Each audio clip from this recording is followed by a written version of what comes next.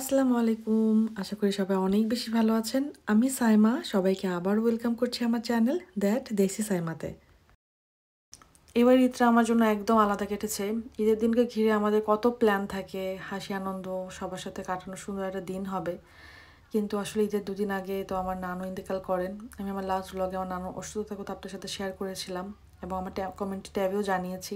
আল্লাহ আমার নানুকে জান্নাতবাসী করুন, আমিন। আসলে জীবন তো সবসময় আমাদের ইচ্ছা মতো চলে না। আমরা অনেক কিছু প্ল্যান করি, কিন্তু আল্লাহই সর্বশ্রেষ্ঠ পরিকল্পনাকারী।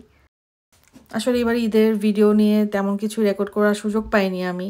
তা ভাবছিলাম যে শেয়ার করব না কিছু, পরে দেখি যে না, ছোটোখাটো কিছু কিছু ক্লিপ আছে আমার কাছে, তো ভাবলাম আপনাদের সাথে শেয়ার করি। অনেক ঈদের ব্লগ দেখতে, ঈদের রান্নাবান্না খাওয়া দাওয়া দেখতে পছন্দ করেন, তো আপনাদের সাথে একটু ছোটোখাটো আনন্দ ভাগ করে নেওয়া আর কি।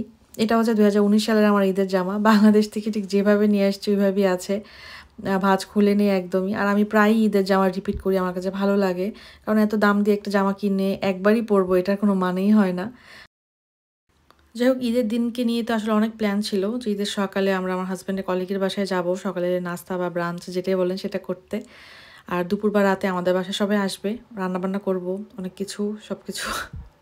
আসলে খুবই এক্সাইটেড ছিলাম, এখন হাসিই পাচ্ছে। মানে মানুষ কত প্ল্যান করে, বাট সব কিছু যে আমাদের প্ল্যান মতো হবে তার কোনোই নিশ্চয়তা নাই।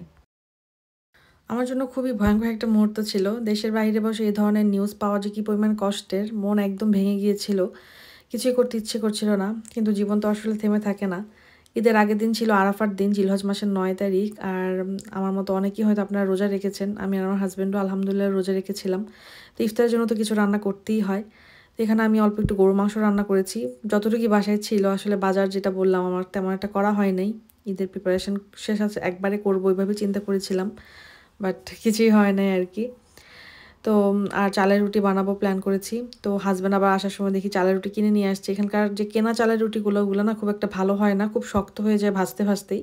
তো ভাবলাম বাসাতেই বানাবো, বাট ও বললো যে কোনো দরকার নাই। তো এবারে যে চালের রুটিটা কিনে নিয়ে আসছে এটা বেশ ভালো ছিল। আমি খুবই অবাক হয়েছি যে খুবই ভালো হয়েছে এবারে চালের রুটিটা। আমাকে আর বানাতে হয়নি, যদিও আমি সব প্রিপারেশন করে ফেলেছিলাম। যাই হোক, আলহামদুলিল্লাহ। মানুষগুলো আছে জন্যই হয়তো আমরা আমাদের দুঃখের সময়গুলোতে একটু সাহস পাই, শক্তি পাই, আলহামদুলিল্লাহ।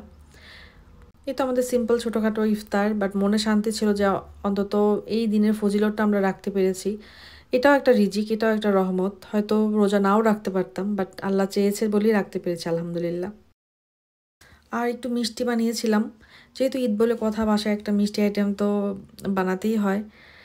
আসলে ঈদের সময় কত কিছু বানাই, কত কিছু রান্না করি, কোনো টায়ার্ডনেস কাজ করে না, আলহামদুলিল্লাহ। অন্যরকম একটা আনন্দ কাজ করে। হ্যাঁ, টায়ার্ড তো হই, বাট ওটার মধ্যে একটা ভালো লাগা থাকে। বাট এবার কিছুই করছি না, জাস্ট একটা দুনিয়ার সবচেয়ে সহজে একটা ডেজার্ট আমি রেডি করেছি, সেটা হচ্ছে দুধ সেমাই। এটাতে আমার মনে হচ্ছিল যে না, আমি কুলিয়ে উঠতে পারছি না, মানে ভালোই লাগছে না আর কি। মানে মানুষের সময় বা মন খারাপ থাকলে সহজ কাজটাকেও কঠিন মনে হয়।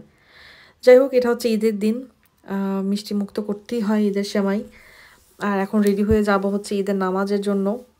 এবার অন্য সময় দেখা যায় ঈদের নামাজে যেতে চাই, বাট কাজের কারণে আর যাওয়া হয়ে ওঠে না। বাট এবার একদম ফ্রি, কোনো কাজই তো আমার করতে হচ্ছে না, আলহামদুলিল্লাহ। এই ধরনের ফ্রি থাকাটা হয়তো আমি কখনোই চাই নাই, বাট এটাই লাইফ। আমরা যেটা চাই না সেটা অনেক সময় আমাদের সামনে চলে আসে।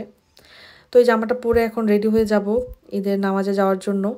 আমার খুবই পছন্দের একটা জামা। আমি বিশ্বাসই করতে পারছিলাম না যে 2019 সালের জামা আমাকে এখনও ফিট হচ্ছে, আলহামদুলিল্লাহ। আর এটা হচ্ছে আবায়া। আমার হাজব্যান্ডের কলিগ আর তার ওয়াইফ বৃষ্টি আপু, ওনারা উমরাতে গিয়েছিল, তখন আসার সময় আমাদের সবার জন্য নিয়ে আসছে। আমার কাছে তো খুবই পছন্দ হয়েছে, আর এটা একদম ম্যাচিংও হয়ে গিয়েছে, মানে কন্ট্রাস্ট করে খুব সুন্দর লাগছিল, আলহামদুলিল্লাহ। তাই তো চলে আসলাম আমরা ঈদের নামাজ পড়ার জন্য। বাহিরে ঈদের নামাজ হলে না ভালো লাগে পড়তে, আর সবসময় ইচ্ছা থাকে ঈদের নামাজ পড়তে আসার, সময় সুযোগ করে হয়ে ওঠে না, বাট এবার আলহামদুলিল্লাহ পেরেছি। আসলে মন খারাপ থাকলে না বাইরে আসলে আসলেই মন ভালো হয়ে যায়, বা সবাইকে দেখে, চারপাশটা দেখলে একটু হালকা লাগে মন।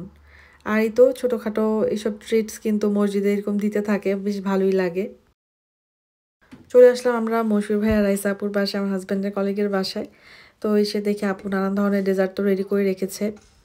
আবার হচ্ছে এখানে আমরা একসাথে সবাই মিলেই মাংসটা কেনাকাটা করেছি।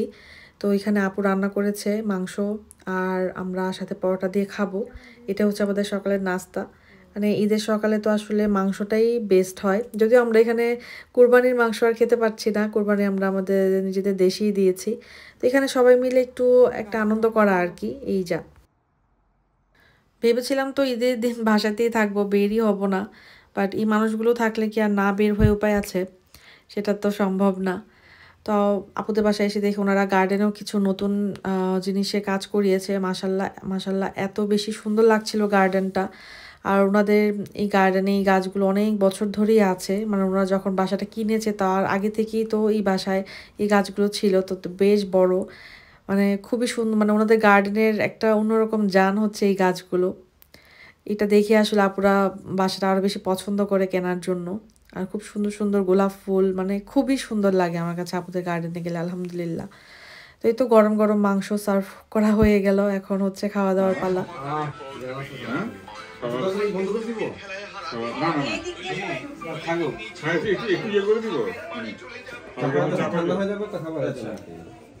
আর রুটিটা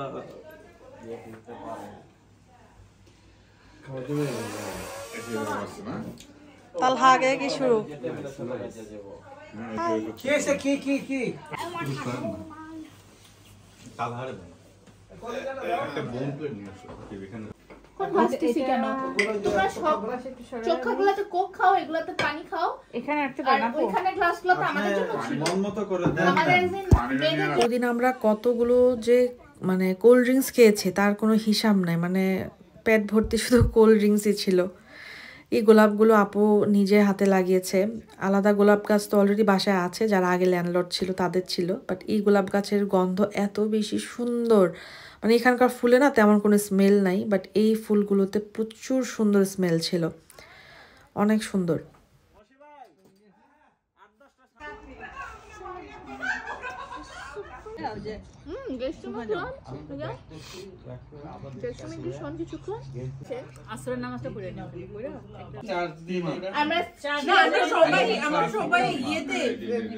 আলহামদুলিল্লাহ, এত মন খারাপের মধ্যেও যে এরকম একটা ঈদ কাটাতে পেরেছি, আল্লাহর কাছে লাখ লাখ শুক্রিয়া।